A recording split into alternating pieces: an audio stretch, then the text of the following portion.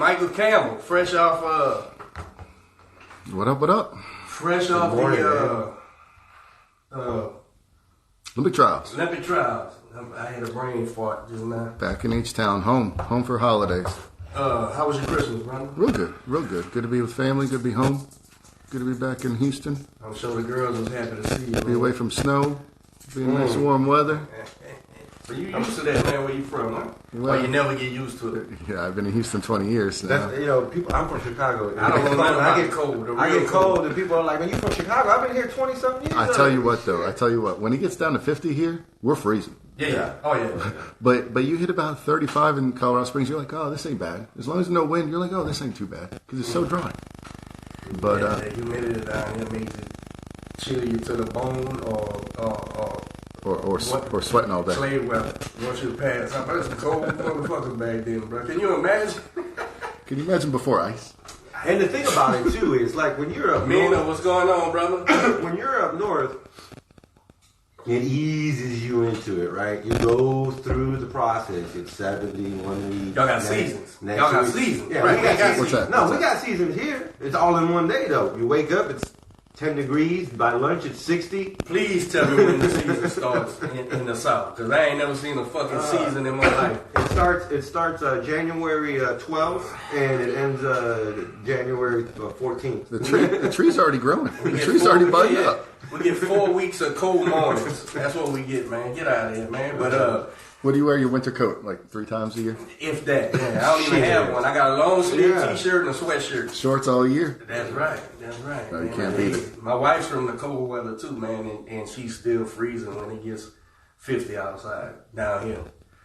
That's that humidity. No, it's good to be home. It was good to be in Louisiana. We're gonna talk. Men of boxing said, what's on the agenda? Let's talk boxing. Who's ready for Campbell and Tank? Who said that? Men of boxing. I forgot his Howard? Howard, yeah. Where's that Joe Rodriguez? No, I think it's Howard. We gonna talk these Olympic qualifiers. We'll get into some Gamboa and Tank. I hope old Gamboa pitches a bitch for 2. You know, he's got about half a round to do something, and then after that it's probably trouble, man. That boy's 40 years old, man. How old is he? Gamboa, well, he was old when he started. Yeah. He was old when he defected. That Cuban. And he hasn't been the same his last, 2-3 fights out now. But before that, one of the greatest technicians of all time. And highly touted by everybody. Sure. Cuban school, but wrong matchup for him. Wrong matchup. Literally Tank coming right to him. Wrong matchup plus, it's okay if he get beat by Bud, right? It's Bud. And he put up a fight and everything. But that journeyman he lost to, who was that guy, man? He got about 15 losses, and he looked bad. So I'm like, all right, it done caught him. And with a power puncher like Tank, you know, for a step-up fight, this is who you gonna step up. Man, that dude's being coddled. No? Am I wrong or what? Tank? Yeah, Tank. Absolutely. He's a world champion, right? Right. Failed to make weight yesterday. Had to step back on the scale. Bit concerning. It's like the 3rd time, right? Yeah, and he lost the title like that. And acted irrational. Right. And the shove. What was that about? I think. Well, You're just frustrated. Had a guy on social media tell me he thought it was staged, and I don't know. I think it's emotional. I think the boys are emotional, man. I think he's staring at, and Gamboa's a real fighter, so he's looking at you. Right. He wasn't backing down. Assuming he made a good effort to make weight, then that's messing with his head. So he was in a different state when that happened. Right. But, you know, it's time to move up. These guys got to be realistic about what they can achieve, how far. He didn't even come close. Right. On the weight. Right. So How much was he off? And he's whipping like 3 pounds or something, 38. He came back an hour, right? It was an hour. Yeah, made it, but here's the thing. That dude has lost the world championship on the scale before. Mm-hmm. I don't want to say. Now, as a trainer, let me say this. Excuse me, man. I don't mean to be on the mic, but as a trainer, I'm going to tell you something, man. Two things. Two things is all it could be. One is him. He don't works to some point and be like, that's all I'm giving you. It's almost like a spoiled child. Or 2, the camp don't know what they're doing as far as making weight. That's your only 2 options, man. So, or the camp does and he just don't listen. Because a lot of these fighters are hard-headed nowadays, man. Absolutely, but what I'm looking at is a series of things. I'm looking at not making weight, pushing the fella around, expecting Gamboa to be afraid. Are you serious? This is a Cuban who swam through sharks to get here. You think he gives a shit about you, bro? So it's almost like entitlement, like a child, you know. And I don't know Tank. Tank may be the greatest guy in the world. Who knows? But you know, this is your step up fight. There's fights out there for Tank. There's a lot of guys. Yeah, there's fights out there for Tank Davis. So I don't know what to make out of that. I don't think it was staged. I think he got emotional because that's what these boys passionate. are. Is he passionate or emotional? No, emotional. Tony Harrison was right. It's a big difference between emotional and passionate. Big, huge difference. And that right there was a fit. Example. Throwing a fit. Yeah. That's what that was. But who knows why? We wasn't there. We didn't talk to the corner. I don't know none of that stuff. So we'll see, man. If I had to pick, I'm probably gonna pick the power. I'm gonna pick Tanks. Should wash him up. I mean, the boy's 40 years old and he's on the decline. So don't be knocking them 40-year-olds, man. Yeah, man. Well, the fight game ain't for them, man. See, Hopkins and George got a lot of people getting their ass whooped, man, thinking they could just come and do that, man. You can't. Those are special people. But Olympic qualifiers, 7 days. How many days was it? Yeah, we did it all week. Went Sunday to Sunday. Had a Hall of Fame thing. Had eight fighters each weight class. We had a couple of guys go out there. Didn't they? Q and Dom go out there? Yeah, they were spectators. They went to check it out a couple times, I think. Yeah, man. All in all, how the event went, brother? Yeah, it was the best we ever done. It was a great Olympic trials. We made it real special. We had a lot of pomp and circumstance. We had a fan zone when you walk in with vendors and video screen and coaches space to work out in. Trial scales were over in that area. Lake Charles was great. Hospitality there is fantastic. The Civic Center was perfect for our needs. Had everything we needed, plus free parking, plus it was close. We could drive there. The Golden Nugget, first class facility, is a great place for the finals. All in all, it just was a great event. Great people there, great support. Lake Charles Visitor Bureau really showed out for us. Supported us and the athletes quite a bit. A lot of media opportunities, a lot of coverage. All in all, really, really fantastic. We had the Olympic trials. We also had our national championships. So we also crowned a new generation of youth and junior champions who are going to be our Team USA this year, coming to camp and going overseas and competing. They really are the strength, the foundation. So what of USA boxing. What does the day look like in the Olympic trials, man? What time do you have to get up? What time does it end? What all happens throughout the day in a nutshell? So our first couple people get up 5:30, get over there, unlock the doors, make sure trial scales have fresh batteries, and they're ready to go. 6 a.m. trial scales are open, so boxers start arriving, checking their weight. And then we keep them in that fan zone area. It's a good space for them to work out in. That's where we gather them for the weigh-in. The weigh-in starts at 7. It's usually done by about 8:30, depending on how many bouts are that day. And then everyone goes and eats breakfast and comes back at 11. Get ready for a noon start. We do noon. We do the younger ones, 15 and younger, or 14 and younger. And then the juniors, youth, and elite will go in the evening. That's 6. And it ends at? We usually go to about 10 o'clock. Yeah, so it's a full fucking day. Yeah. You know, and you feel for those boxers who have to box the next day. Yeah. You know, if they come out of the ring at 9 p.m., right back at it. You got to check your weight at 6 a.m. the next day if you're boxing the next day. So you come right out of the ring, go right to the scale. You know, and coach is hydrating you, pouring water, dumping water all over you. You may have a workout that night just to get in range for the next morning, right? I spar on a Monday. I don't stop feeling it till like Saturday morning. So I don't know how these guys are doing. Yeah, you know what we put these guys. Again. What we put these guys through is unbelievable.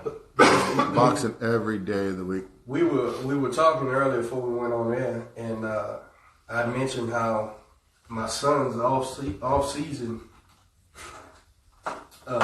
team, 7-on-7 skill position in football, basically like a flag football deal. They have a state deal in Austin all the time, but we've played that since he was 10 years old. Maybe he's 16 now.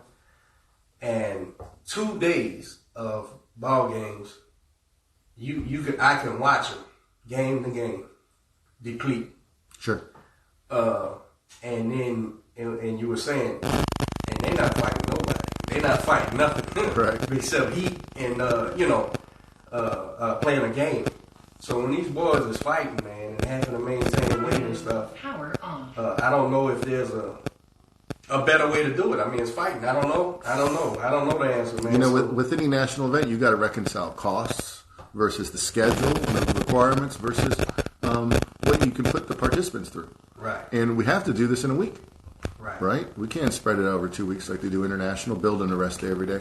Right. So yeah, they're coming back. I think that our national competition's rougher than international competition. International, they can go sleep that night and then worry about weight the next day when they have the day off. We get a question from Joe. He says, rather than a tournament style system in compiling the Olympic boxing team, we would be better served in getting medals by observing a fighter's ability and picking the one with the best chance of winning at the Olympic international competition like other sports do. Most Olympic sports teams pick the best player for the gig, even though they might not be the best on paper, but are the best for their job and get neat gold. Boxing is like swimming or running where the outcome is determined by time. There is more to it. What do you think in letting the tournaments be a tryout and let the coach pick his team from performances? What do you think about that, Coach? Coach, okay, we're going to decide the representative not in the ring is what that question is. You good with that? Say it one more time, man. I wasn't good. So, he said gather all the fighters. The question is, let the coaches pick. Yeah. Or the high performance executive. What do you think in letting the tournaments be a tryout and let the coaches pick his team for performances? Well, you talk about inviting some politics in the boxing, right? Man. In theory, that's like socialism. In theory, this shit sounds great. That's how Cuba does it. That's how Russia does it. Yeah, that's why they swim through the sharks to get it. Look, in theory, I get it. And you know what? And that's got to be Joe. Mm-hmm. I can tell the Dutchman right now, for Collinsworth boxing team, you got to make it. It's a tryout, okay? But this is my world. I'm a dictator. I don't give a shit about your rights. Because if I don't see something that I feel I can help and train, right? Now, does that mean we won't train you at the gym? No. Of course, we'll train everybody who comes through the doors. But as far as representing me in that green, I have a tryout. On a national scale, I think theoretically that's a great idea. I think it'll work out horribly if you try to do that. Because, again, it's a man. You're dealing with human error. What if that coach prefers man, it's hard enough to watch my fighters on a national scale fighting a way I know he shouldn't be fighting, and we can beat this guy. I know we can beat this guy, and we lose to this guy because of he's been there for a month, and they had an idea of how to fight. Listen, man, don't get me started with this shit. Listen, I am, and good buddy of mine, Jeff, man. I've told him, and he's USA boxing. Jeff May, San Antonio. Yeah, he's USA boxing all the way. He knows he got the best facilities, best coach, all that good stuff. But listen, man, I told him I was hot one day on that last thing where Q lost at the that last deal. I said, why in the hell do we keep trying to out-Cuban the Cubans, man? I said, bro, they drive me up the fucking wall. And he was, coach, chill out, man. I said, you right. I'm venting. I said, man, you got to serve the kryptonite to these Supermen, bro. Not trying to compete. You don't run a race with the Ethiopian track team. You don't do that, right? But again, you have box offs to have the best athletes, the best fighters, the best. Listen, boxing is not like anything else, man. I don't give a shit that you fast. I don't give a shit, be honest with you, because it takes so much more to be a successful boxer when it comes to character and drive that your speed will get you right up into a little ass whooping. And then that's it. Now you was fast. And again, I'm venting, so I think you gotta have a box off. Believe me, even in the box off, the trainers got their eyes on certain people and they want them to win this, that, and the other because it's just human nature. But that's about as fair as you can get it. Because if you don't do it like that, and you, what happens when this coach? All right, we got this Irishman's the head coach. What's his name? Billy Walsh. Billy Walsh. I don't know him. Never met him. Seems like a great guy. I don't know. What happens if he picks the squad, Joe? He picks the squad, and we all suck ass. All of them lose. Then what?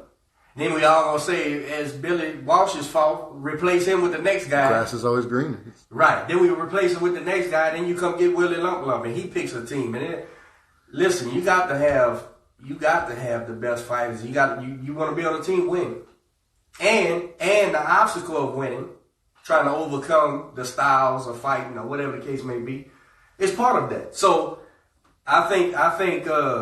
What about having a coach's pick? Doing.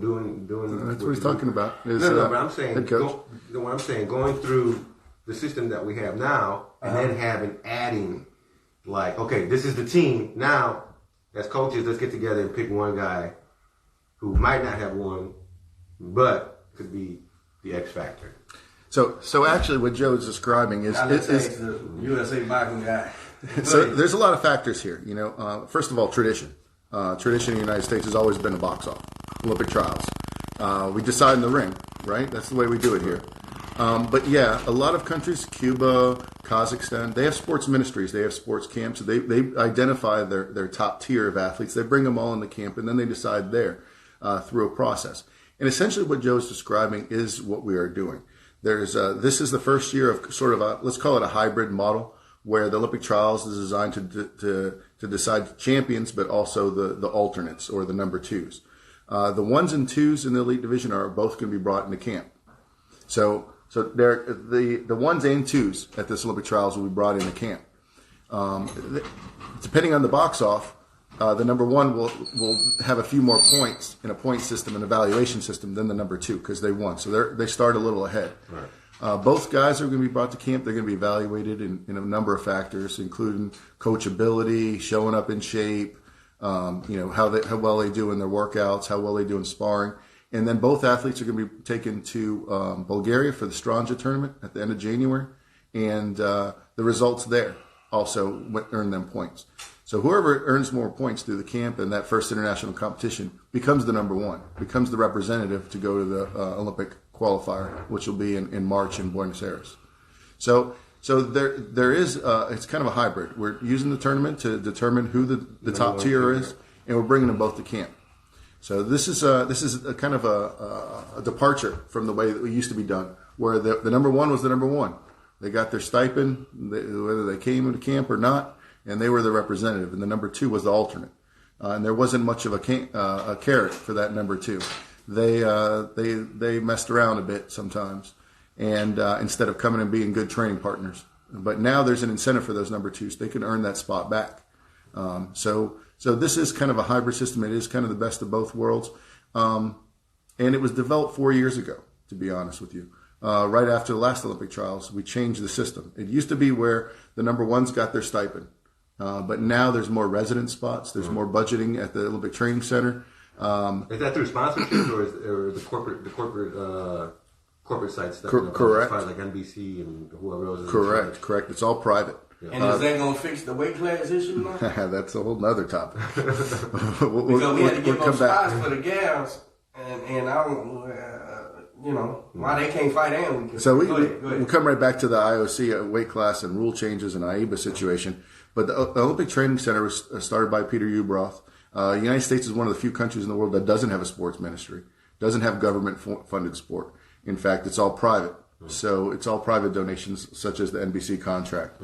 USOC is the biggest sponsor of USA Boxing. So through camp opportunities, space in the gym, or space for a gym, beds in the dorms, and then they also help pay our staff. So yeah, that is definitely private donors. Well, NBC sort of is government. Anyway, hey Joe, great question, man. We appreciate you always tuning in, being engaged. Joe from next Friday, he's got a fight coming. They got a show coming up in March in Sugarland Skeeters Stadium in Sugarland. So we appreciate that. And once the fight starts getting closer, we'll be promoting you guys more and getting you guys on the show. I got 3 pros ready. Next Fight Up do has have been good brothers, yeah. been a great outlet for Gulf boxers. Been They do a good turning job. pro and getting them in front of a good crowd and good opportunities for them to build themselves up. Now, I'd be beside myself if I didn't ask you. And the politically correct answer, of course, is everybody. Who's your eye? Who was your eyes on the most as far as the Olympic team? What weight divisions? What guys stuck out? Yeah. So it's interesting what came out of this Olympic trials. It's probably a 50-50 mix of veterans and new faces. On the women's side, it was pretty much the established. 4 out of the 5 number 1 seeds, they came through, and they're still the number 1 seeds. It makes more sense there. They have a lot more. They're a little bit older. They have a lot more international competition. They've already sort of pared themselves down. On the men's side, the oldest boxer in Tokyo, if they all made it to Tokyo, would only be 24 years old. Oh wow! And the women, So it's pretty new. And the women, did you see a lot more girls performing and being involved in boxing? How'd that number? Yeah, our membership numbers have increased quite a bit. But pre-London, we were at about 9% of our membership. Now we're up to about 12%. And participation in our national tournaments is close to 20-25%. And that's because we give them much more opportunities. A couple of those weight classes, like 132 pounds, 125 pounds, were deep all the way to number 8. They were all really good boxers. Probably going to see 7 or 8 of them be pros. So that's going to really improve the depth of women's professional boxing in the near future. But we have for the first time we had 152 pounds on the women's side, and O'Shea Jones is Pan Am gold medalist and a world championship medalist as well. She's a great international competitor and got a good chance to bring home a medal from the Olympics. And then also, of course, our homegrown Ginny Fuchs from LSU and from right here in Houston.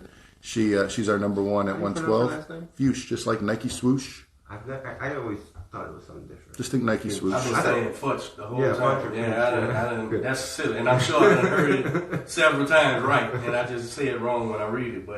But she's been our team captain for the last 4 years, overcoming a lot of personal obstacles. Great story. It's amazing. It's amazing. Let's see if we can get her on the show, man. It's amazing. I'm sure she'll do it. Her and Q was close. She drove the boat mine when he made his debut to watch and support him and stuff. So, we'll reach out to her and try to get her on the show, man. That's her trainer is Derwin Richards. Yeah. Need to get him on the show, man. They've been working out at that new gym down in Denver Harbor, HTX, I think. It's a new place. Carlos Moreno and them started I up. didn't even know about that. The DH, where is Denver? The East, right? Yeah, east of Edo. It's where the Golden Gloves used to be when I first got here. Oh, yeah, with Walt Haley.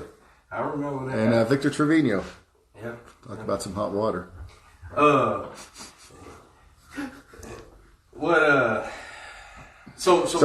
new faces? New names? So first of all, shout out to Gulf and Houston Boxing. We're the only LBC in the country to have 2 champions come out of Olympic trials. Darius Fulgham from right here, this area. He went to school at Prairie View, nursing degree, trains at O Athletic, with Danielle Perkins, our world champion, from right here in Houston, heavyweight girl. Shout out to Danielle. Yeah, that's my girl. Yeah. You should have Danielle on as well. She's going to be making her pro debut early this year because she's in a non-Olympic weight class. But she's won everything in the world, defeated the number 1 from China. She's bad. She's bad, bro. Girls get afraid of her. I'll get on here. Danielle, hit me up. I'm going to message you. Yeah. She always hollered at me at the show. I mean, shout out to Danielle. I would already say that she's the number 1 heavyweight in the world. Pro, amateur, whatever. Now, maybe not ready for 10 rounds. Someone like Martha Salazar or someone like that. But what do you think about the speaking of rounds and time? What do you think about the women's going to 3 minutes? Absolutely. It should be the same. They train to 3 minutes, right? I kind of agree with Clarissa when she said, if I had 3, I'm trying to get it right there. How's that? If I had 3 minutes, I'd be knocking people out like y'all want. But by the time I get warm and get to setting somebody else and get to landing shots, the bells are, and I see that. I see it. So, at the same time, did that throw Marlene off? I don't know. But if they spar, I'm certain they're not. These girls ain't sparring 2 minute rounds. They fighting like regular fighter. So you don't have two bells in the ring in the gym, do you? Right, at all, man. So I think the gal should be 3 minutes. Why not? You know, it's like when they brought who was it? Was it Marlene? And she was like, I'm sitting here talking about women's quit separating us, we boxers and stuff, and then they bring me out a pink belt and shit, and I'm like, But you got somebody's got to take it on the chin until you know get that equal footing. But I'm a huge supporter of female boxing, man. Absolutely, I love it. It's entertaining.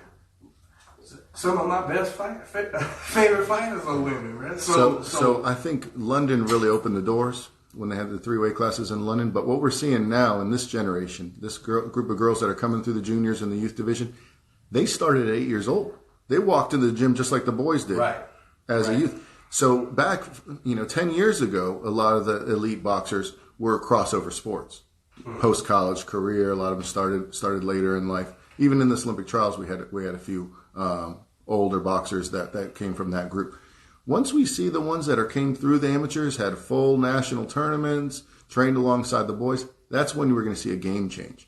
We're going to see the level really increase, skill level, but most of all the depth. And that's what's needed right now in professional women's boxing. Yeah, because you kind of, through no fault except population, you got to build up a fight. And who is the other girl? I don't even know who she is, so... But it's just because of lack of depth in female boxing. Shout out Raven Brown from San Antonio. Raven Brown, I'm a big supporter. I've never even met this girl, but she knows who I am. I know who she is. She's my partner's fighter, and she had a little setback, and they found out recently it's not nothing. It's something that's gonna be taken care of, and I know she was. You talk about a girl came from nothing, bro. And went in there and learned a fist fight, and she was ranked at like 3 different weight classes. Yeah. She fights all across the board, 125 to 152. Ain't that something? That's ridiculous. I made her first couple matches. That's the Texas Women's Championship. Bro. How dominant this girl is. She's a girl Canelo. How many fights she got? Do you know? She probably got about 40. Yeah. 35, 45. But she was doing that, like with 20 fights, she already was ranked in a couple weight classes. And it's amazing. Getting back to depth, especially in your 20s, elite boxing, you're not going to find local matches. You got to go to nationals to get an opportunity like that. And so most of her teeth were cut there at nationals. That's it. San Antonio's doing good. Texas, baby. Texas strong. That we dominate the juniors and the women. If I'm not mistaken, Raven was a basketball player in college. I believe so. So was Perkins, yeah. And I said, and I've always said, so if you walk through the door and want to box, if you tell me soccer or basketball, good.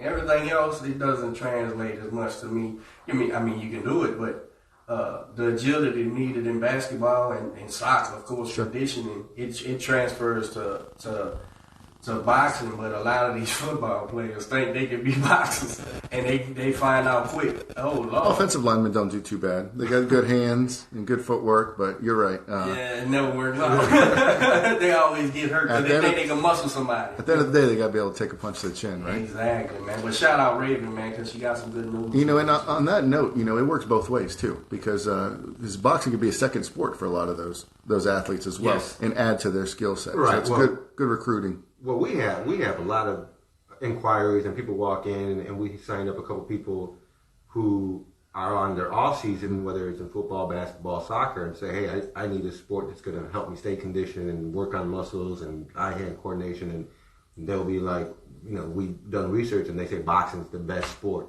to do during off season, and it's true. You work on different, and we see it all the time. We have these athletes, and these are athletes, athletes that are dominant in their sports. And they come in and get on that fucking jump rope for 3 rounds, and they're ready to quit. Right. It's a different. Going back to the women's team, we're shouting out some of the athletes. One athlete, I think you guys all need to read her story, is Naomi Graham. She's in the Army, the WCAP, World Class Athlete Program in the Army. She's 30 years old, came from being homeless to finding a boxing gym to now she's on won the Olympic trials. Graham? Yeah, right? Naomi Graham. She's our 165. There's a recent article about her on Bleacher Report. You can find that. But recently, Lisa Leslie reached out to her and wanted to meet her. Player? Yeah, came to Colorado Springs and Nice. they did a photo shoot and a meet. Awesome. So I mean, that's the thing about boxing, right? It's just full of great stories and what people have had to overcome in their personal lives to get to there, like you mentioned about Raven and Ginny as well. And that's really the key, the highlight between now and those Olympic trials, those Olympic qualifiers that are coming up that we need to focus on and shout them out. You know, you said that Texas dominated and they dominated absolutely. with the junior. What other parts of the country is really doing what we're doing here? And what is the attitude towards that? You know, Texas as far as from the rest of the country and the rest of the field. Because when you think about be good and it better like yeah, when you think about Texas, and you know, it's just it is what it is. You go to New York City, you go to Chicago, you go to LA, and they'll say, well, Houston or Texas, and it's well, you know, they're always behind. Well, in this instance, we're dominating. Mm-hmm. So you know, how do the rest of the crowd, or how does the rest of the country respond to Texas? They call us killers. Nice. They said that especially when we went to Lake Charles because we were so close. They said we're going to be unleashing the killers. All the Texas boxers are going to be there, and we dominate. We dominate the JOs. Region 8, Texas has won the Junior Olympics as far back as I remember, and dominates in the point standings. So what we're fortunate for here in Houston is diversity. Right. So in a lot of areas. You in your gym, you might only have a certain skill set or set of styles or abilities, and then even in bigger cities, it may be kind of one genre or one type of boxing or one way of thinking or teaching, but not in Houston. No. In Houston, within a 20-mile radius, you could spar every single style you're going to go up against, and every level too. Right. From the greatest, the Evander Holyfield straight in here, to all the way down to the Pee-wees. And so you have that great spectrum, and then all the coaches just work together. We have a great network of gyms, sparring and training and competition. At the end of the day, steel sharpens steels. And that's why Texas keeps getting better. San Antonio regularly comes to Houston. Houston regularly, Dallas and Austin. They all work together. So that's what's making them really stand out. I think you hit the nail on the head with that. In Houston, you can go to several gyms and it's completely different. Mm-hmm. Completely different boxing theory, different backgrounds and all that. And that's really what makes us so strong. When our boxers get out of Houston to go to the state Golden Gloves or to the national tournaments, they're prepared. Whereas some guys come out and they might get big-eyed, they may be seeing something for the first time. No, our guys are very prepared for nationals coming out of Texas. And you never know what style you're going to get when you come out of Texas, right? When you think about the rest of the country, you think about like Detroit, you think about cities, well, you know, you got that crunch style boxing, or out west, well, you got Mexican fighters out of LA and they're going to fight Mexican style, or, you know, New York, you're going to have the East Coast fighters that fight their style. But Texas, you don't know what the fuck you're going to get. Yeah. Well, you know you're going to get an ass whooping, you just don't know which style, which way you're going to get it. So, but boxing's strong all over the country. LA is our biggest area, Chicago, Miami's busy, Atlanta, New York City, all those areas have a lot of depth. Do we have but that's our difference. We're fourth or fifth. Southern Cal is by far the biggest. Okay. They got Los Angeles, and the Metro up there on the islands got, they've got a lot of resources available there. So a lot of competition, and then Chicago's got a lot of private shows and a lot of feature shows. So good opportunities, kind of like a pro, semi-pro almost stepping up. But we have large shows here, and especially opportunity for the younger ones. So that's why we really dominate in the Junior Olympics. But our guys turn pro young too. California's the same thing. Seeing 16, 17-year-olds moving on. So really, in Texas, the strength in the elite division has been centered around the Gulf area. Right. That it makes sense because LA is where all the promoters are, sure. And LA, Vegas, but so you gravitate there, and which to me just shows even more so why Texas is so strong, because we not a hub for business, big promoters. They'll come and get us. Yeah. Oh, they come and get us because look at all the Texas people in professional world champions and stuff. But yeah, the backing I think will be eclipsed by the promoters and stuff in LA, maybe. Houston's got a real savvy boxing audience. We have really good pay-per-view numbers, really good viewership. But you're right; they're not coming out for as much for club events, and we don't have a big regional promoter. Right. So there's a void there. There's a need for that. There's no less. And it's funny. I see a lot of amateurs even moving their kids here just to train, just to get a better training environment and improve themselves. So I think this is the best place in the country to train. Weather's great, gyms are great. But as far as an outlet for big shows, yeah, they tend to go to other places. Amateur side, though, our competition's second to none in Texas. Big tournaments, the biggest regional tournament in the country is in Dallas. We have big tournaments here in Houston. So a lot of competition opportunities, and that feeds into why people travel here and why they travel so well across the state to compete. How you still ain't. How's let's see how to perform this. Come on, man, you ain't never. I know you want to be tongue-tied. And because I don't want to be the baby guy when I ask questions, man. Hey, how did you see Jamel Tony working out, man? I told you. Did I tell you? Same fight as the first one, but then he was going to do a little bit more. Tony did as much as he could do. Yeah. I know you like his boxing, but he wasn't winning a pro fight. I picked Jamel, but I'm not taking credit for that. I thought Jamel would overcome the better boxing, and he did. But I didn't think it would be just, because Tony got so fucking complacent, he's just going to stand there. Who'd you have winning before up to the knockout? Oh, I thought Jamel was winning the fight. Oh, wow. I didn't even think he was that competitive. I had Jamel. I just on that. I had him win the first fight too. That second round. That first fight was way, to me, when somebody said Jamel won, the first fight was a lot closer. I can see that easy. Yeah. But in my opinion, I don't think you're judging both boxers on the same criteria. I don't think Harrison had to do quite as much to win the round as you're expecting Charlo. And that has to do with expectations. Yeah. To me, I just saw Harrison blocking most of the shots. I just wanted Jamel to be fight calm, man, and when he ran out there throwing a big bolo pot, and don't get me wrong, he hurt him, so that kind of makes you go, let me get this guy out of here. But to me, all that bullshit that he was doing, with putting his hands down and mocking him and all that shit, just let me know what was he doing. So what? Judges don't watch that, right? But that knockout sure saw. He felt that knockout because of that. I want to do it. At the end of the day, in the pros, knockdowns matter. Oh, debilitating big blows, time. Hurt punches matter. Not Effectiveness. Not only that, it stays in the judge's mind for the next round, maybe two. Right. That so you pity patting while this guy's hurting you. Yeah. Oh, it makes a big difference. I agree, but I tell you, man, and it's probably just my trainer side of me, man. I went back and looked. I remember him losing to Willie Nelson after dominating. I certainly remember the Hurd fight after dominating Hurd, and that was more of a conditioning thing to me. But man, I'm like, God damn, there is no 10-round division, bro. You got to win a 12-round fight, man, and you never know.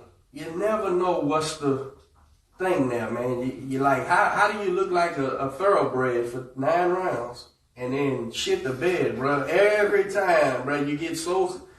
Because is it complacency or is he just zapped? Is he completely done? And I tell you, man, his form and everything goes to shit right there at the end, man. Yeah, but you're not giving credit to the guy across the ring. He's the one that's creating that. Well, He's the one no. breaking him down and accumulating. I told everybody, Jamel is by far the better athlete, by far, to me, in my word. Like when Tony was saying, I'm the better athlete. No.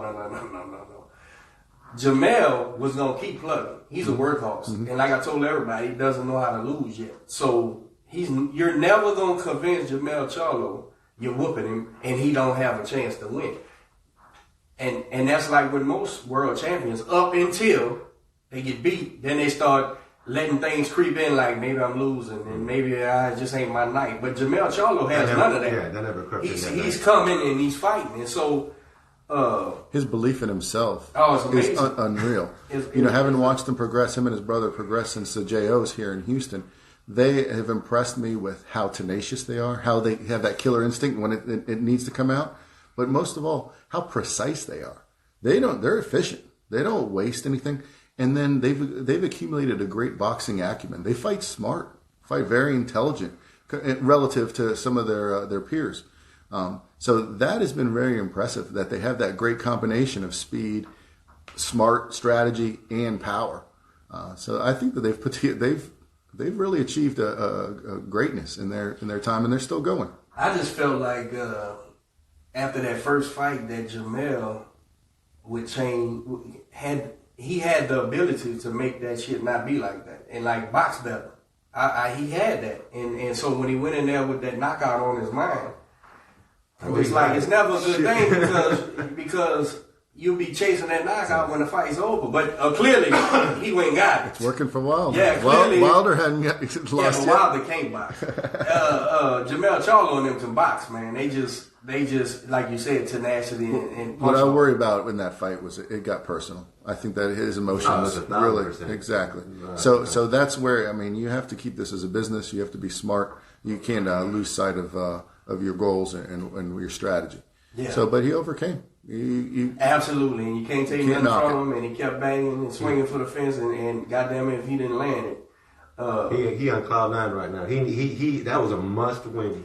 You know what though? You know what? And always again as a trainer, you're thinking down the line, and you're going, man, if and at the end, him and Derek, they both act like that was the plan all along and shit. Okay, but here's the thing: when the chips get bad with these other fighters, does Jamel get outboxed against guys because he's looking for a knockout again because he believes he can knock him out? I'm gonna just hurt this dude. That's a real dangerous place to be as a professional prize fighter, especially a world champion. Thinking I'm just gonna knock him. Okay, he's winning. It's a dangerous place to be Wilder in the plate. I'm gonna just knock this guy out. But you're giving away rounds, and so I'm not saying Jamel's stuck in that world, but I thought he had to make adjustments for this fight, and I didn't see no adjustments. I seen him just trying to knock him out, and he got him. He got him out of there. So, and what I'm giving credit to Tony for fighting stupid at the end right there. That you helped him out with that shit, bro. Standing there right in range with your hands down and shit, you dumbass. So that it ain't that I'm not taking away credit from nobody. I'm just Bud Crawford. Right? He finds himself in a fight with a guy who a lot of people didn't know who he was and give him the credit he probably deserved in hindsight. But when Bud got hit and said, "Oh, okay, I gotta tighten up and keep coming forward, get this guy on his heels because if I let him stand there, I'm gonna get hurt." A lot of people didn't see that. A lot of people didn't see what Crawford was doing, man. And I'm like, this guy is fucking amazing, bro. Look at this dude. This dude is amazing, man. And everybody, he's exposed. You don't know what the fuck you talking about. This dude had to make a conscious effort while getting hurt to say, if I stay here or back off this guy, I'm in trouble. Let me put the rabbit ears on, go forward and try to keep him back while shooting my advantage. So it was amazing. That's the adjustments to me, and again, it's still what you call that, Mike? Eye test or whatever. It's just my eyes looking at it, going, I know what he's doing. Where other guys, are you gonna be able to pull that kind of adjustment? Because it was an adjustment to keep going forward rather than he went forward reckless, then he had to go forward tight. I think 9 out of 10 world champions would have got defensive, right, and backed off this guy. And come back later on, which would have gave this guy momentum, and you have a whole different fight. That was a beautiful thing watching that because being able to witness someone turn on a switch like that and say, "Okay, I'm changing this I'm changing everything up." The whole that's complete. That's like watching Tom Brady call an audible on the Super Bowl and scoring. That's what he did in mid-fight when he got caught. Like you just said, though, in the Super Bowl. Right. When everything's big time. Right, everything's big time. He changed it up. His whole mindset, his whole boxing, and he was mean about it. He wanted to hurt him. He's a mean and so there's a difference. There's a difference, like how Charlo came out and wanted that knockout. and you saw that it was emotional. Right. When Crawford did it, it was very deliberate, strategic, and vindictive. He wanted to fucking hurt him, and it was beautiful watching someone having that ability, because you said most fighters will back off or try to readjust and go back to the corner and be like, "What the fuck do I do?" Or what. He went in. Oh no, Bud was certain. Bud was certain. He was laser focused. Yeah, he was laser focused on it. We got Danny who asks, "Is the JO in the Eastern Conference locked up in the air? Location up in the air?" So for the Junior Olympics, it'll be in June, and we're going to be here in Texas, Lubbock. And the Eastern, we should have an announcement here in January. It's most likely going to be in either Virginia, Ohio, or Pennsylvania, that area. Danny, appreciate the question. The JO is going to be here in Texas, and the Eastern is going to be announced in June. In January. January, sorry. Yeah, and we're working on nationals for next year, too. Lake Charles is a great host. We're considering going back there next year. We've also got bids from Mobile, Kansas City, Albuquerque. So it's been really, there's been a lot of demand for USA boxing tournaments. This year we had over 3,200 bouts at national tournaments in five events. So, I mean, we're bringing a lot of people to cities. We're having a great economic impact, great competition, and that's translated to great incentives. Lake Charles the city itself was our biggest sponsor. Same thing when we were in Madison. That was one of the least expensive cost-wise Junior Olympics we've ever had. Columbus also came in under budget. So we're really looking to go places that we have a big impact, so that the way they can translate that to concessions and helping us out with things like rooms and rent. Who's the president over there still? So our executive director is Mike McAtee. He leads the staff. And then we have a board of directors, and the chairman on the board is called the president, and that's Tyson Lee. John Brown is the vice president, and Dick Hoffman is the second vice president. And each one kind of governs a different area. I shouldn't say that. They're all equal board of directors, but they all come from different areas, whether it's grassroots, LBCs, group members, things like that. So the Brown guy, he's the vice president. Yeah. I think he's finishing out his last term. He's going to retire? He's going to walk away from it? Or that's how that works? I think this is the end. This is the end. Like I said, they all come from different areas. Some are elected by LBC leaders. Some are elected by group members, etc. Things like that. How close are you talking to our golf president and stuff, man? Y'all still regularly? I attended the annual meeting a couple of weeks ago. So golf all LBCs just had elections. Right. So we have a new board in every LBC now, or some of them, or a little bit. Some have a lot of holdovers, and some have changed over. So they serve a 4-year term. So your golf board is pretty consistent from the previous one. President, vice president are Diane and Alex Leon. You have a new chief officials, Joe Rodriguez. That all the officials work really well together. Joe was watching earlier, I think. And then we have a new secretary, I believe. So yeah, I look forward to working with them. I support all the LBCs, but definitely everybody in golf has a direct line to me, and help them out as much as I can. I seen when Ms. Diane was the president again when they announced it or whatever. I said, who? Yeah. She was vice president when I was president. Right. And she's put in a lot of time as registration chair, treasurer. Very good, very experienced. Has a good vision. I ran into her. We was sparring at Diners Gym, and she was there. Oh, good. She told me why I forgot, but seeing her and her husband there. And both of them have worked at national tournaments, both on my staff and as referees and judges. Diana's also an ESS tech, so they really have a lot of knowledge about how USA Boxing is working at nationals and how our athletes are going. It's been, I believe that the hallmark or the reason for golf's success at national tournaments has been our philosophy to support athletes. Very few LBCs support every national tournament. Golf gives a stipend for just about every boxer, just about every national tournament. And that makes them better. It brings them home better. And, I always advocate, everybody would say, oh, that person's not ready to go to nationals. No, BS. Their first time going to nationals shouldn't be the time they're ready to go. Right? That should be for them to go through the motions, learn how to live on the road, eat out of a hotel room, the weigh-in process, getting ready for a match.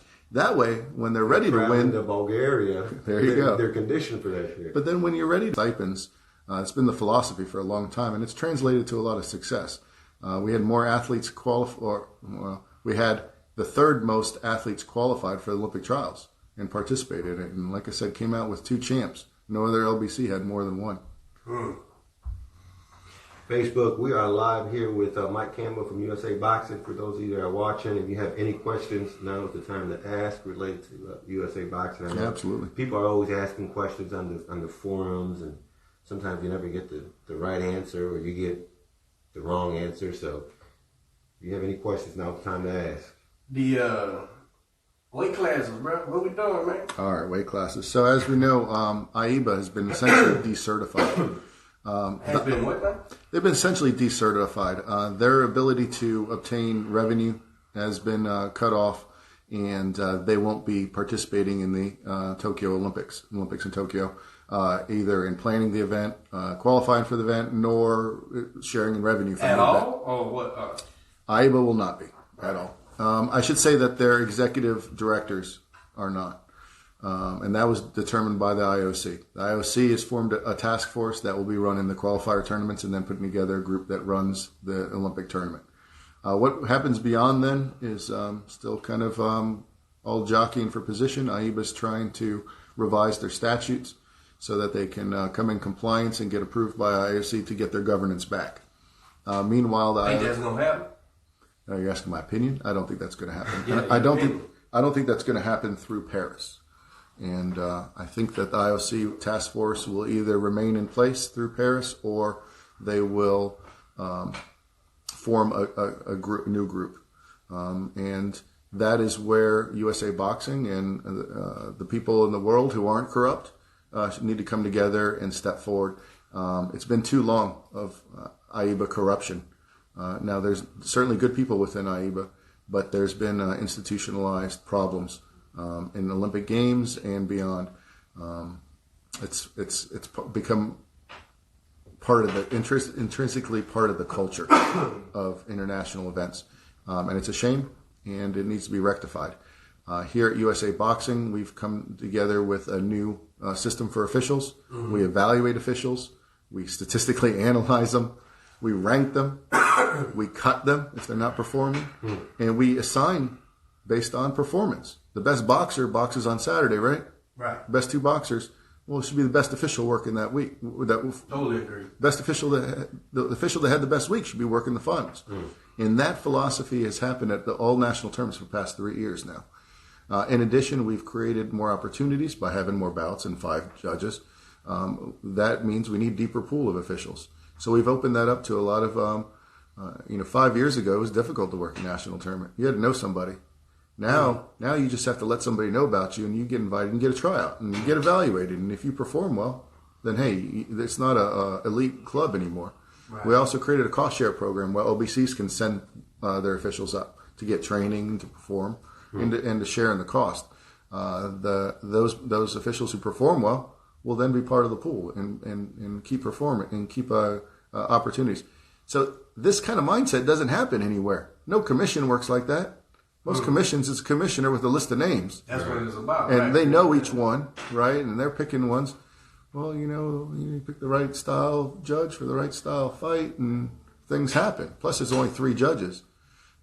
We don't do like that. We randomly select. There's no conflicts on where they come from. We try to make it as transparent and fair as possible. And so that philosophy needs to go to international and AIBA. So that's kind of what's happening right now with the IOC. Transparency scares the shit out of most people. They hired PricewaterhouseCoopers to pick the officials, do background screens on them, and determine who the best ones are. And they're going to work the qualifiers. And it's not ironic. It's not.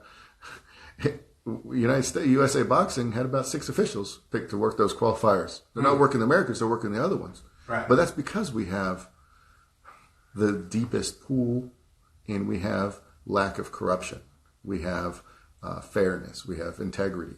That's hard to get from some smaller countries where the average salary is a lot less than in other developed nations. So if you invite I don't want to pick on a country, but if you pick an official from Peru and they're making $200 a month, and you offer them $500 worth of gifts when they get there, you bought their allegiance. Mm-hmm. Whereas a USA Boxing official gets there and get that out of my face. I'm not corruptible. It's about the integrity. So slowly we make inroads to that. Guys like Ray Silvis, Angel Villarreal, Sean Reese, Bo Campbell have really held great influence and are trying to make inroads into the way things are done internationally as well. And that's where, one step at a time, let's fix it locally, nationally, continentals, and then fix the world. Globally, yeah. I think it's been almost if not a year, it's been about a year since you were last here. Yeah, I think it was Christmas time last year. Yeah, it was. I cut him off. I was trying to get to the weight class. Oh, my bad. Go ahead. So tying that back into IOC's role. We went now. to IE, but I just wanted to know. Yeah, because IOC has a task force that's running these tournaments. They can't come forward and say, "Oh, hold on, let's look at this rule and this rule change." They said, "Hey, we're going with the current rules. We have to back burner those." But they are open to hearing things about USA Boxing's really pushing to have headgear back on. We shouldn't be not wearing it these international tournaments. The weight class issue. USA Boxing co-wrote a letter with Great Britain's boxing program to the IOC saying that the weight classes should be 10 and 10. 10 male, 10 female. This 8 and 5 is bullshit. And it's a thing, it's a relic. It's a thing of the past. Now, like you referenced earlier, you only get so many medals in each sport. And I believe it's 286 in boxing. So now that those are essentially determine how many beds you have, right? And you have to divide them up in the weight classes. Well, if we go 10 and 10, then we're going to have less competitors per weight class. And that's probably the way it should be. It'll put more importance on the continental qualifiers. Make just it like more stringent. Just like only 8 in Olympic trials, you had to go through the Eastern, the Western, Last Chance, National Championships to get there. Right? So you had to earn your spot. So it puts more value on those qualifiers as well. And that's all right. That's not a bad thing. Not at all. So I think that might be a goal for Paris is to increase the number of weight classes and go back to 10. This is why what we're telling Golden Gloves and local events, stay with the 10 weight classes. The 8 men's weight classes are only for advancing competition right now. Even the Pan Am Games still use the 10 weight classes.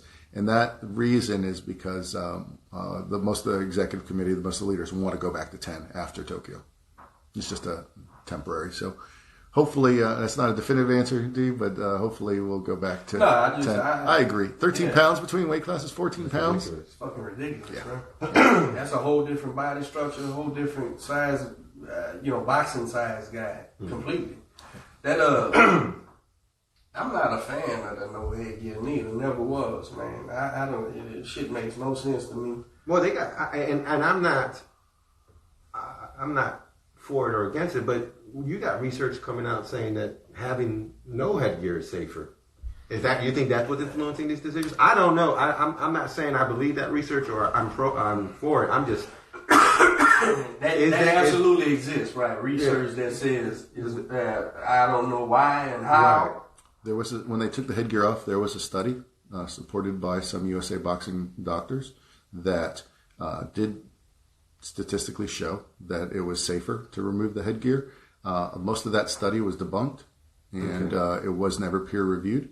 There is now data from all of the world championships and competitions that show that taking the headgear off has exponentially increased injuries. Of course. We went from about 9% injuries to over 30% injuries when we took the headgear off. And it's mostly cuts.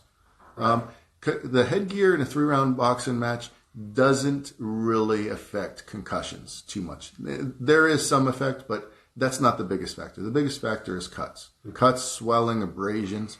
And when you have to box every day or every other day, that's a big factor. Walk around sense, bro. Walk around sense. Absolutely. Common sense, man. No commission in the world would allow some of our boxers what we're doing to them, letting them box the next day with tape or super glue, small cuts.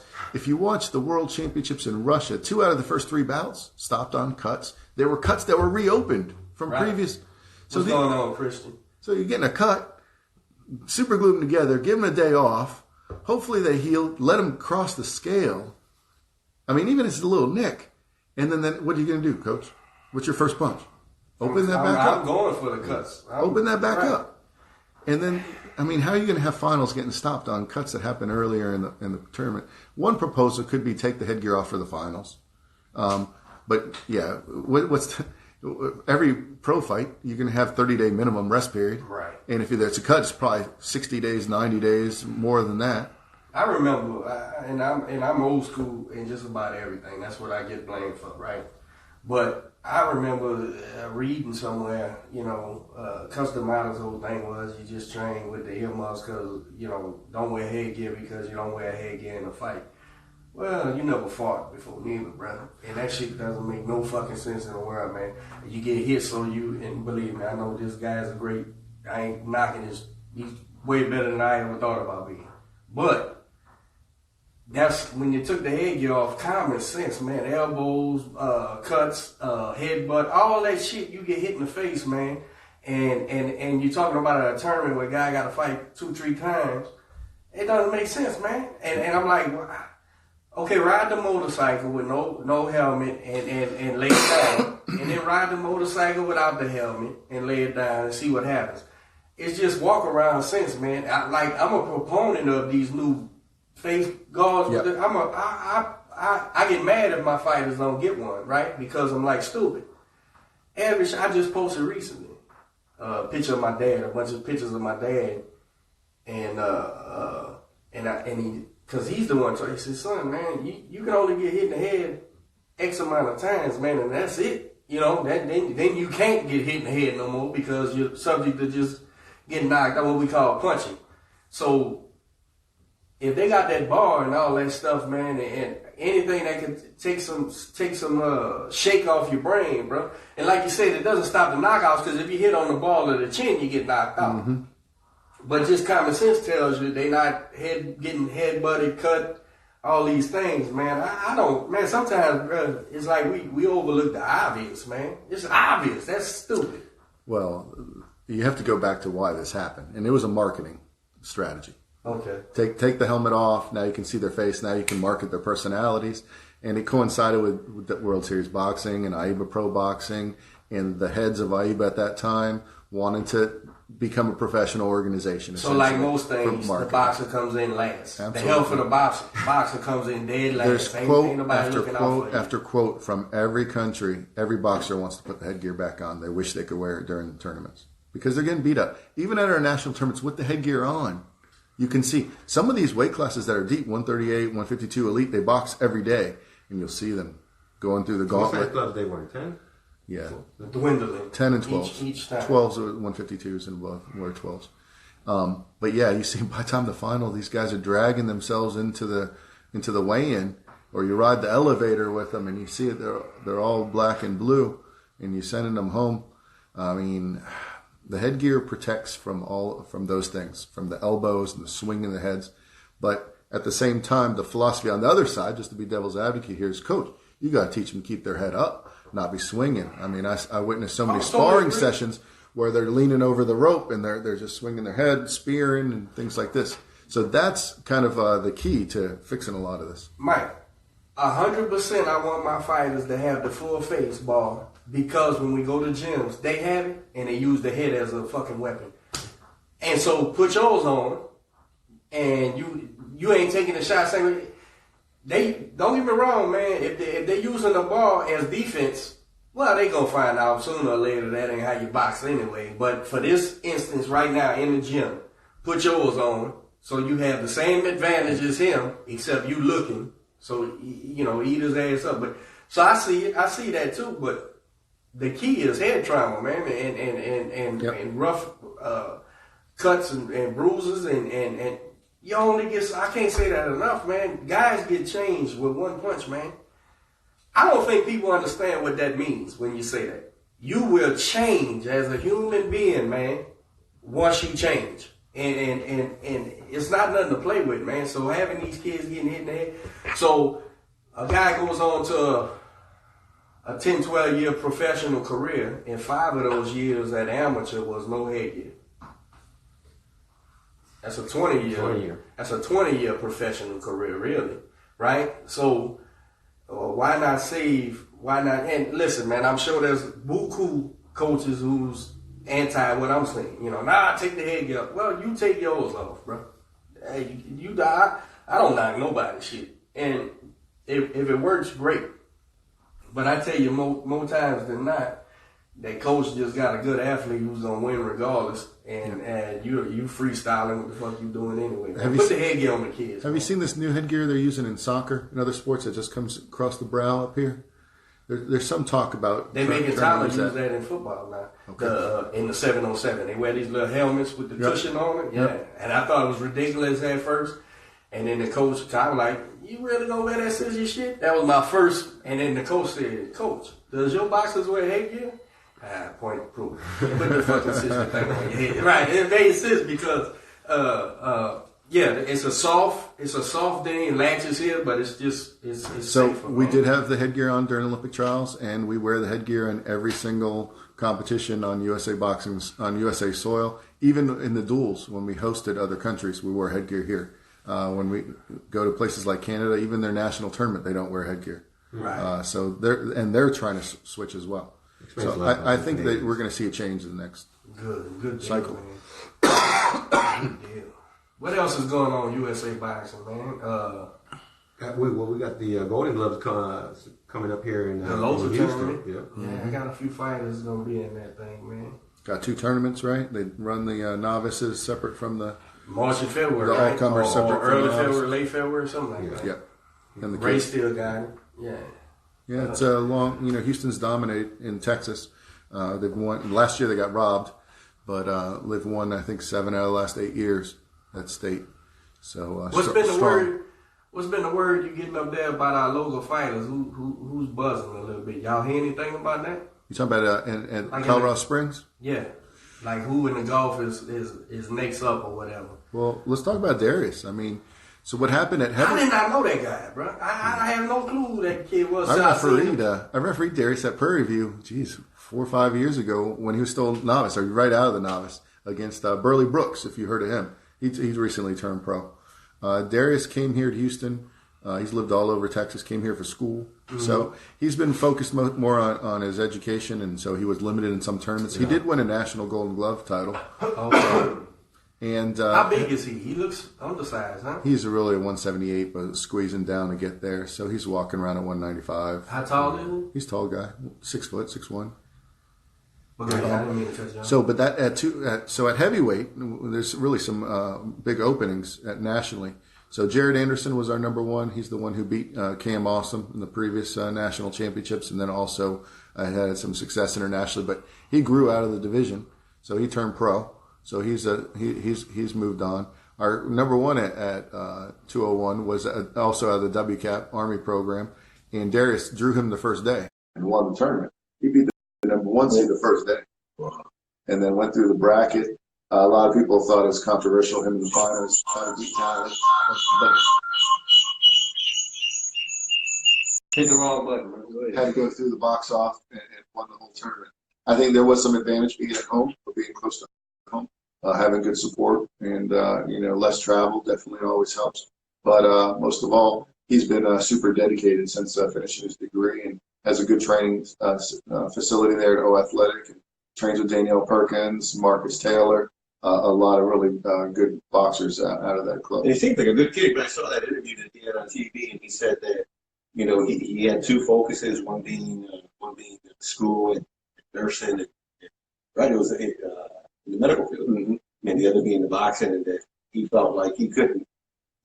He said in both fields you have to give 100% attention if someone gets hurt, and now he's at a place where now I can focus on boxing, and that caught my attention. I'm like, to understand that is, how old is he? He's young. Yeah, he got to be with. He's 22, 23. Like I said, the oldest one would be 24. To have that kind of maturity. Who's his trainer? Huh? Who's his trainer? His brother worked his corner. He works with James Cooper over there at Athletic. Okay. And he's worked with quite a few different people. He's about the size as what's the white boy on the national team? He's still up there, huh? Who got stopped? Richard Torres? Yeah. No, he's quite a bit smaller. Torres probably walks around 225. He's not a tall guy. No, Richard Torres. No, but he's strong, compact, likes to get inside. Did he turn pro? Richard Torres? No. He's on the team, huh? Rich Torres our number 3 right now. He's got an opportunity to box off to take the number 2 spot. That'll be January 2nd, January 4th, somewhere around there. Was that loss knocked him down or something? High is number 3. So, in amateurs, you get knocked out, you get a mandatory rest period. Right. So that knocked him out of Olympic trials. But there's a provision in the qualification system for boxers who finished high in the world competitions, continental competitions, to have an opportunity to make it into that camp and get into a box off to get one of those top 2 positions. To go back to that system that we talked about going to Bulgaria. Everybody that knows him is high up on that kid, man. I think so. I thought he was doing well in that fight.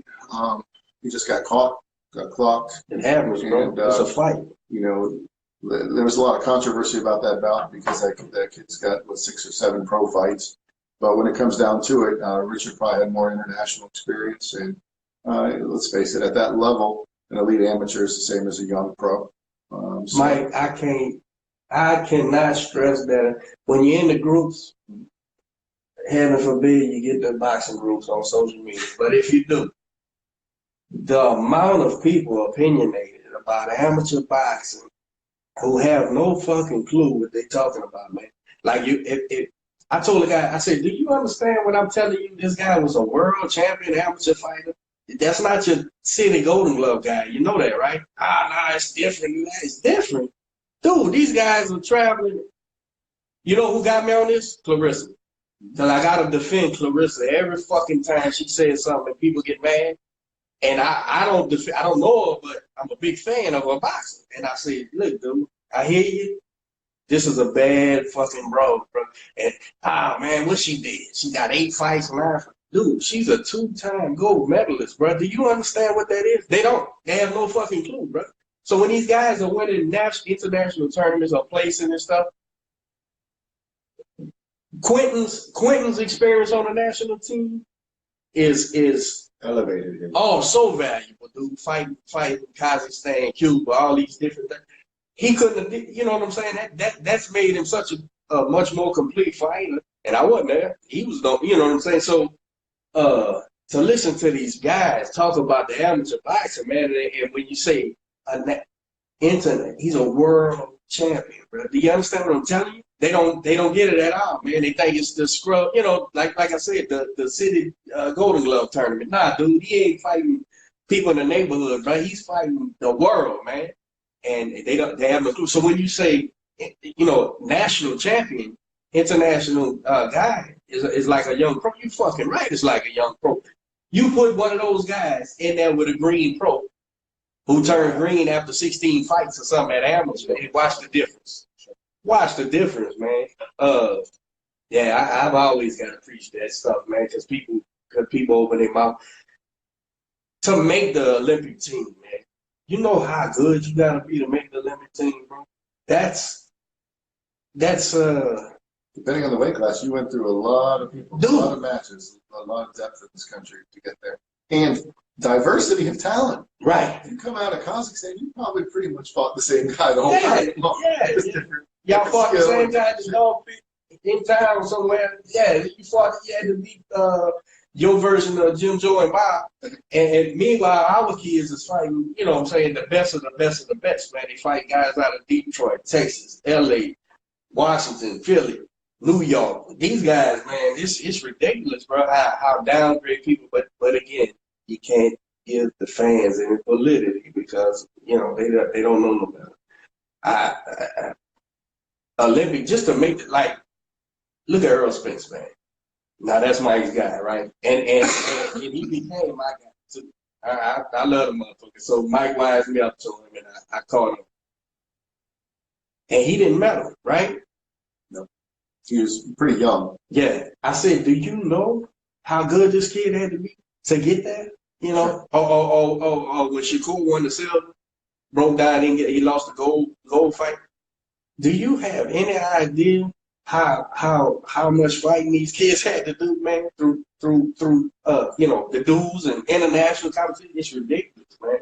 But again, expecting people to understand that is silly, man. How many spots there is in the NFL? Ballpark. Age 65 times 20, 32. Right. And we tell our kids the chances of making the league is slim and none, right? You know what the chance of being a world champion fighter? It's at 0.01% world champs. Less than 1% will turn pro. Right. And then a lot smaller percentage of that will make any decent money. Right. Right, man. If you're world champs, talking about 0.01. Those guys, man, are really on a prayer, and that's why there's no margin for error, man. You can't take these fighters, I don't care how talented they are, and think you're going to make them into something they're not. If they don't have the buckle down in them, you're chasing your tail, man. You're chasing your tail with these kids. So, even more so when a kid don't have, the Rocky Marcianos of the world with 8 amateur fights and goes become who he became, that shit's amazing, man. That shit is amazing. So with the Torres situation at super heavyweight and then the 201 being the heavyweight being pretty wide open, Darius is in a great position right now to go in there, be the number one, claim a residency spot, and be there all the way through Tokyo. So I think he's peaking at the right time. It's great to see his development and see him really come through. He's at a good age, 22, 23. Absolutely. That's it. Well, make sure we get him on the show. Yeah, I didn't recognize the kid at all, man. But I don't get out to nothing unless we own it. So that's one of my problems. Who do you got for tonight? You got Tank or Well, we said earlier, I think Tank's going to throw, break him down. I think Campbell's got long range too. What are the fights we got coming up? Price, man, that's the guy I want to watch. It's an opening for Campbell and them. It's your sparring partner, right? Yeah, man, that dude. Hey, look, man. I tell anybody who listen, I wait till his media workout just because I'm a fan, man. And so many fighters have different characteristics that make them good, man. And he's one of them guys that's just a dog, bro, just tenacious.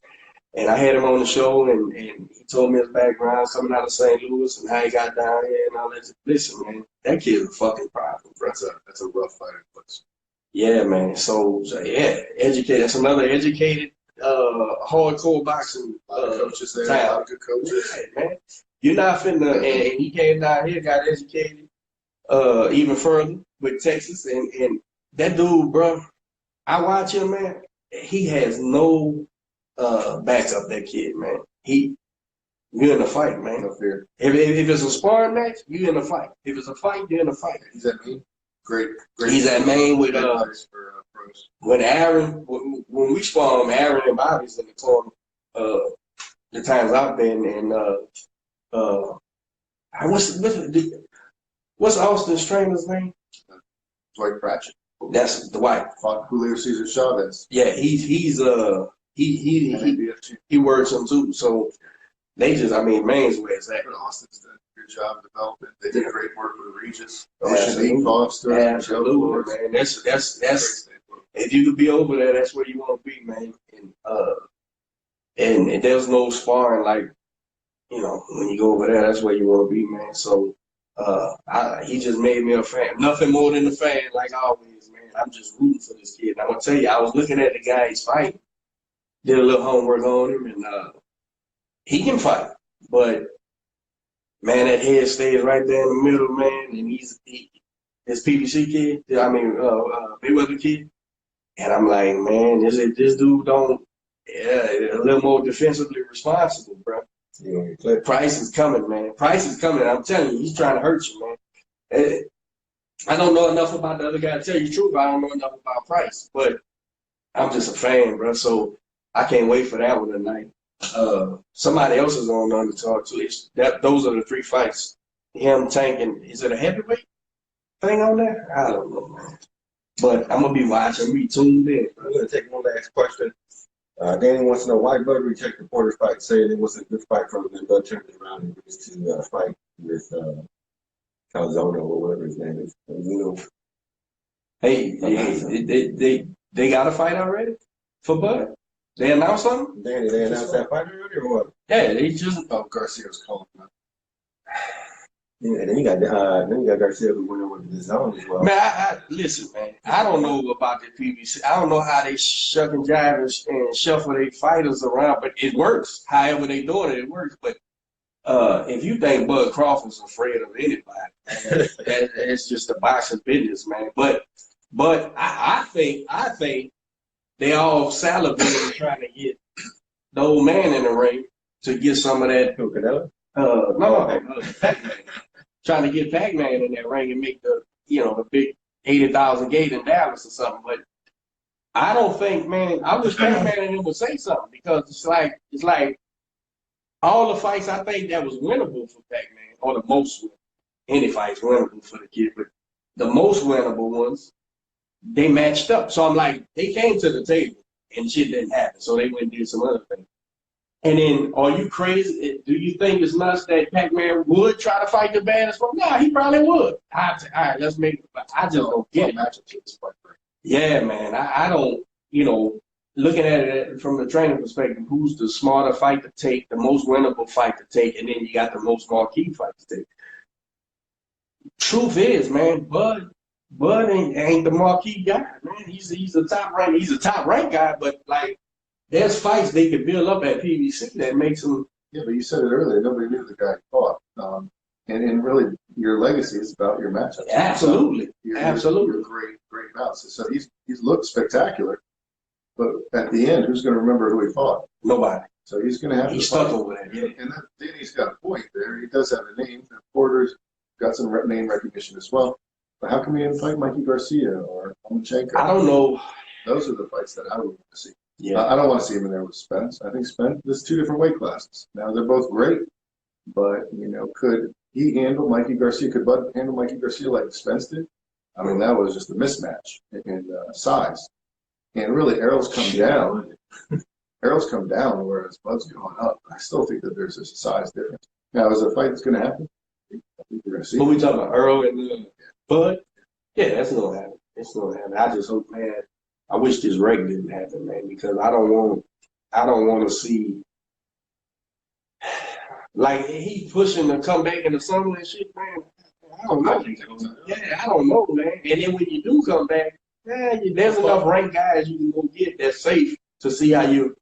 I don't know, man. Yeah, but he's not at the point in his career where he's fighting 3 or 4 times a year anyway. Right. So he can take his time. Part of this is staying relevant, right, showing that you're viable and you're in the gym. So a lot of it is strategy and showmanship, but I don't think it happens real soon. Nah. 2021 probably. I still think expensive. Christian said, Bud ain't fought nobody, no damn body. Porter is the hardest fight to come. Better duck him a while longer. Hey, your boy Tristan. Who are the duck? Bud ain't fought nobody. Bud ain't fought no damn body. Porter is the hardest fight to come. Better duck him a while longer. Porter. Who, Bud? He's shining on Porter. Listen, who the fuck wants to line up and fight Showtime Porter? I wouldn't. I mean, it's hard to look good against this rough, tough guy, but your arms and elbows. Yeah, man, he beat you up like it's 1948 when you're in there fighting, but he's no competition. Bud Crawford, man. I'm trying to figure out what the hell is Pac-Man doing, bro. If he ain't announced his retirement, clearly the Danny thing wasn't gonna happen. He waiting for somebody else. I thought the Mike thing was a lock-in. And the word I was getting out of LA, and then so then he then Mikey makes a fight with Ball. So that means that was off the table. Surely Pac-Man ain't trying to fight Sean Porter, bro. Surely, why would you want to do that, man? That doesn't make no sense. So and why not? Could they be a long game he's playing? Like maybe wait for Earl to get back right? No, he got no business with Earl. Yeah, right. So what are you doing? And he ain't. I think I agree with Top Rank. He left Top Rank because they fight each other, and who's telling that guy? So I don't know, man.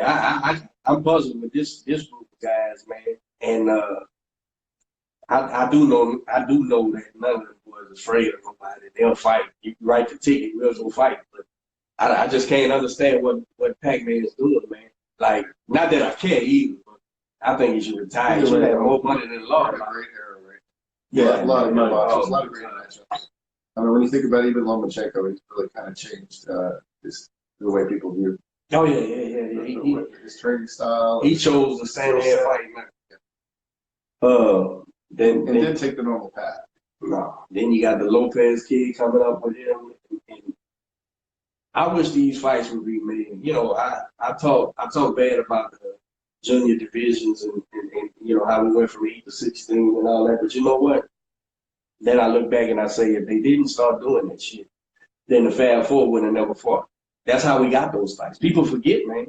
Those fights was junior middleweight fights and junior welterweight. Ray Leonard and Duran and Tommy Hearns.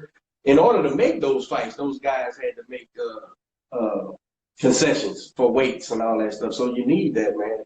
And today, with all these guys, man, get busy fighting. I will say this: the PBC, they fight each other, and then Top Rank would fight each other. But I mean, who you got? They got stars in different divisions, not close to each other. I don't know, man. I don't know what they're doing. I can't figure it out. I'm gonna sit there and watch whatever they match up and see what happens. Yeah, and it's also a good time. There's more boxing on TV right now than ever. Oh, more outlets for it. It's so much boxing, I forget. They got boxing on Thursday. Yeah, I forget. Like, damn, it might be a fight on tonight. Don't forget to go back to NBC Sports and check out the Olympic Trials. It's archived on there. So, I'm gonna go check it out, man. Well, shit, Mike, Great show. Well, man, we really appreciate you coming on. Hopefully it's not another year. when you heading back to Colorado? next week. We've got that box off and then camp starting. And then just get ready for the Western. And 2020, making changes and improvements. So, it's been kind of the close of a 3-year cycle for me. It started in 2017. Mm-hmm. So now I feel like it's kind of start a new book, next quad cycle. So bringing in new juniors, new youth, new generation coming up. So just trying to make these tournaments bigger and better. And, You still for the boxers. So keep, everybody please feedback to me and let us know what areas we can fix and add to. Pascal, yeah, Badu Jack. That's the man that been on that show tonight. Last year when you came in, you put a call out for people to be more supportive in the USA Boxing, in the local clubs, in the local communities. Have you seen any growth within the community and what they're doing, what they're trying to get involved with USA Boxing? So locally here in the Gulf, it's been an interesting time this last couple of years. It's kind of grown in different factions and support of different local regional tournaments. I do see all the coaches kind of working together and supporting each other's shows. That's what's needed. Continue to make great competition, great sparring, and probably need to hone in on 1 or 2 really large regional tournaments that will attract people from out of town to come here. It's kind of like we used to have with the Houston Open Ring Nationals. So I think that's kind of what's needed. But yeah, always looking for people to be in the gyms, supporting the coaches, and then always looking for more officials, clerks. Now Joe's going to inject some more new blood into the officiating program, hopefully recruiting and developing, sending their officials up to nationals and regional competitions to kind of defend our boxers while we're there and then improve themselves as well. So that's a continuous cycle, and that's really on us, the participants, to always be recruiting and looking for people.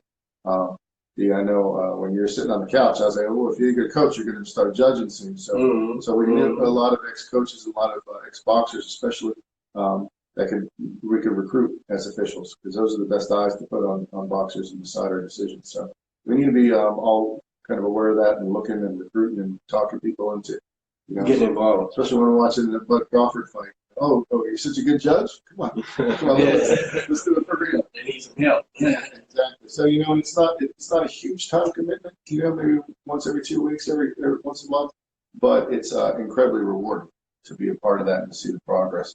I'm to the point now where I've gotten to see the Charlos go through the full cycle and guys like that develop and get 20 pro fights and fight non-main events. So it's quite rewarding to see them progress through the JOs and all the way through their careers. Yeah, well, any last words? Nah. Final thoughts? No. I'm good. That's a wrap, man. Mike, we appreciate you coming on the show. Love to put that episode of Soapboxing Podcast. Make sure you follow on social media. We got a YouTube channel too, don't we? Yep. And you're also our first guest on this new app. It didn't turn on, it didn't shut down, it didn't. We get $5 We got a little man out there. So now we're able to call too, like get people, send them a link and they'll pop up on there. Yeah, we getting high class. So, thank you guys for what you did. You guys have shown some commitment and longevity now. I'm pretty impressed. You guys have stuck with it. So a lot of come and go.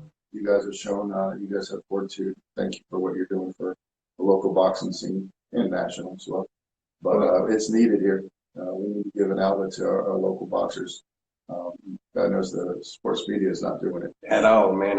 We send open invites. I still end up having to ask people, but you know, I don't care, man. If you're an amateur boxer, pro boxer, whatever, man. We'll do a show, man. Put your story out there, man. That's what we do it for. Because it ain't, like you said, major media outlets.